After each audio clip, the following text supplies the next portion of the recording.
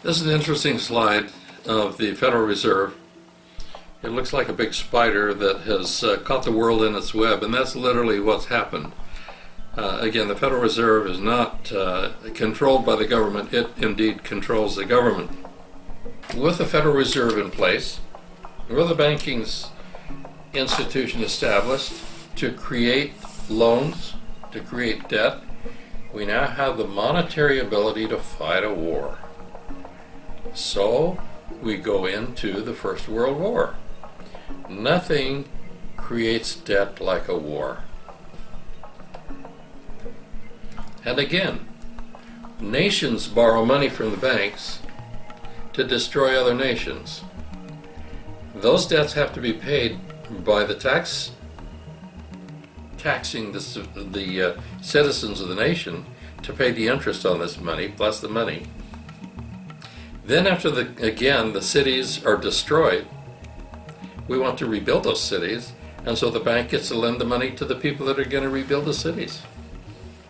Interesting concept. It is interesting to note that during the First World War, Paul Warburg was the chairman of the Federal Reserve in America.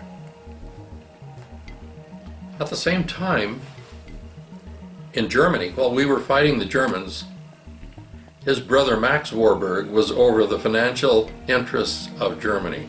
The Warburg family was funding both sides of World War I and World War II. Well, both the Germans and the Americans in all of these wars. But specifically in the First World War, Paul Warburg was funding the American side while his brother Max was funding the German side. Let's pause and talk about money for a minute. I have a slide here. Which would you rather have? A penny that doubles every day for 40 days, or $1 million every day for 40 days?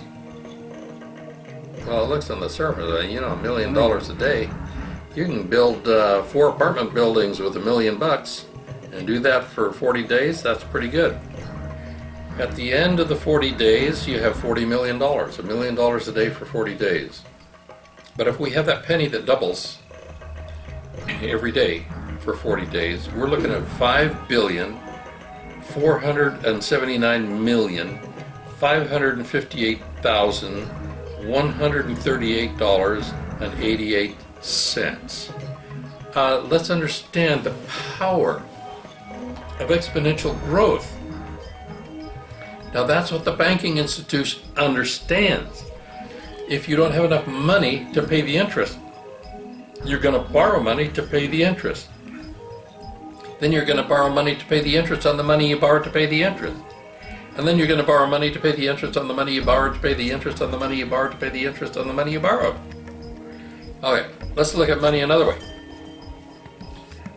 In 1493, Chris Columbus strikes out across the world, and he starts a savings program, and he funds it with a penny, and he's pulling 6% interest on that, and he forgot about it, and his family found it about 510 years later. How much money's in the retirement program? Now I will tell you that the 6% on that penny over the 510 years amounts to 30 cents. If you'd pull the interest out over the 510 years, you pulled out 30 cents. But let's say that you left the money in there to compound upon itself.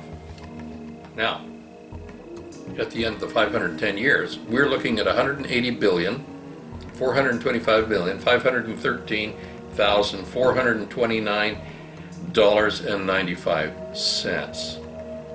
I'm trying to illustrate here the exponential growth of debt. If you borrow from your MasterCard to pay your Visa, and then you borrow from your Visa to pay your MasterCard, and then you borrow from your MasterCard to pay your Visa, what's going on here?